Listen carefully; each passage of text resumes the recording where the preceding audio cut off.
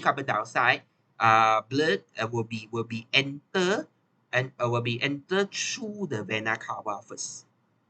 You will enter through vena cava. So there are two types of vena cava, either superior or inferior. But you don't need to know. You just want to know that they will enter vena cava. Okay, once they enter vena cava, they will go to the go to the right atrium. Okay, once they go to the right atrium and then they go to right ventricle. After that, they pump the blood into the lung, directly to the lung. So they pump the blood to the lung through the pulmonary artery. So this blue color one is known as pulmonary artery. So there are actually two parts, either left hand side or right hand side. But in general, you just want to know that the deoxygenated blood from the cell tissue will be pumped through the pulmonary artery, and then this pulmonary artery will be go to the lung. It will directly go to the lung for gases exchange. Okay, once the gases exchange is done, okay, now the blood is fulfilled with all the oxygen. So this oxygen later need to go to the cell tissue because cell tissue now require oxygen. So how it go? The blood from the lung will be enter to the heart through the pulmonary veins. Pulmonary veins. Okay, once they enter the pulmonary veins, they will enter to the left atrium. Okay, left atrium. Later they will go to the left ventricle through the bicuspid valve, and then after that they will pump the blood through the semilunar valve, through the aorta too, and then it will pump to the blood in the whole body, directly to the whole body. So this is the aorta. Aorta is the very big blood vessel in our body. It is the biggest blood vessel in our body. So aorta is very important lah. Okay, so the oxygenated blood will be pumped to all part of the body through the aorta. So the process is repeated lah. So it will go to the cell tissue, and then oxygen is released, and then carbon dioxide is received, and then it will repeat the process until you die lah. It will repeat lah. Once you have the heart, it will repeat the process until you die lah.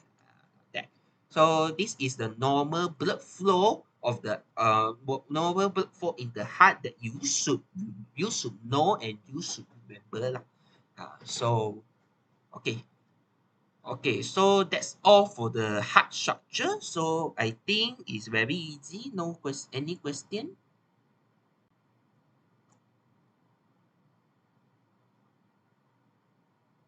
Okay, so I see no question.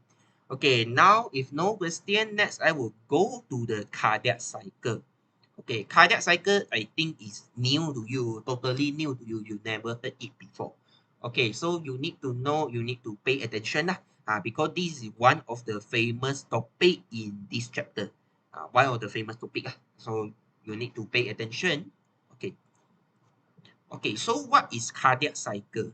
Cardiac cycle. So normally you already know the blood flow.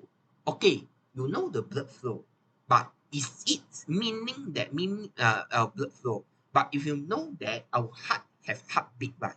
Why we need have a heartbeat?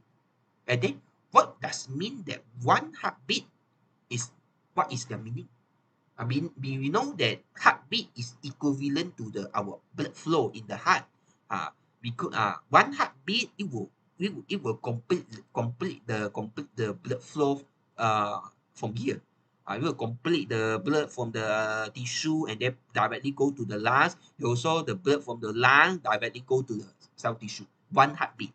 So in cardiac cycle, you need to know the period. You need to know the period.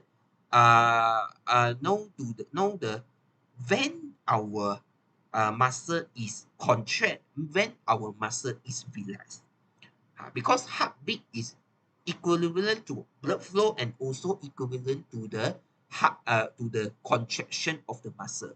You know that we know that heart has the muscle. So what are the function of the muscle? The main function of the function is to relax and contract, right? Contract and relax. Why you want to contract and relax? Because it need to ensure the blood flow is constantly occur in the heart. So in cardiac cycle, you will learn about that how the heart, how within one heartbeat, when is the part that part of the muscle contract, and when is the part of the muscle relax. You know that we will remember that our heart contain four chamber, right? Four chamber, sorry, four chamber here, and then each chamber contain their muscle, right? You know that each chamber contain their own cardiac muscle here. So not in heart, not necessarily in one heartbeat it will contract together and relax together, but no, is occurs separately. Is firstly is about the ultrasystole. Ultrasystole later ultra contract first, and then later ventricle contract, and then later they will relax. Like that one. It is a contract time by time. It based on the time given. Based on the time. It is not directly that or all the heart is contract at the same time, and all the heart is contract at the same time, and then relax at the same time. No, the muscle contract and relax is in different period. So this is why that we need to learn about the cardiac cycle. Okay, so in cardiac cycle, the contraction and relaxation of the cardiac muscle, we cannot use contract and relax. There are the specific scientific term you need to use is systole and diastole. You need to use this. You cannot use contract and relax. If you use contract and relax, totally wrong. You will not get any marks at all. Systole and diastole. You need to remember it. So systole is the period of contraction in cycle, and then diastole is relaxation. So systole equal to contract, diastole equal to relax. Just remember this. And then again, contract and relax cannot be used in terms of cardiac cycle. So from now, I will use systole and diastole. So you need to remember systole is equal to contract and diastole is equal to relax. I will not use the contract and relax term anymore. You need to practice like that lah. So in examination, you take note, make note. You cannot. I recommend you use systole and diastole because in STPM biology, the scientific term is very strict. You need to use the very correct form. Okay. Okay.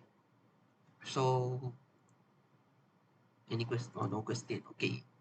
Okay. Okay. Now I will proceed to the this is the overall process of the cardiac cycle. Okay. Overall process of the cardiac cycle. Okay. So in overall process of the cardiac cycle, actually only three main phase. Ultrasystole, ultrasystole, ventricle systole, and also ventricle diastole. Ultra and ventricle diastole. So there are only three phases you need to know. Ultrasystole, ventricle systole, and also ventricle and diastole. Three main phase only.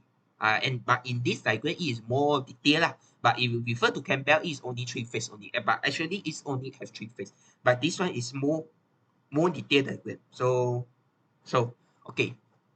Now I will explain it one by one. So pay attention lah, because this is very important topic.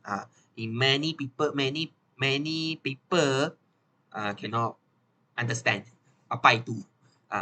Okay, you need to know. Okay. So firstly is about the ultrasystole. So what happened to the ultrasystole? So in this cardiac cycle, you need to remember two things. First thing, you need to know about the volume of the chambers. Second thing is about the pressure of the chambers. Both. In ultrasystole, what happened to the ultra volume, and also ultra pressure? Ultra pressure is a pressure inside this ultra chamber, and same time, what happened to the ventricle? In ventricle, the volume of the ventricle is what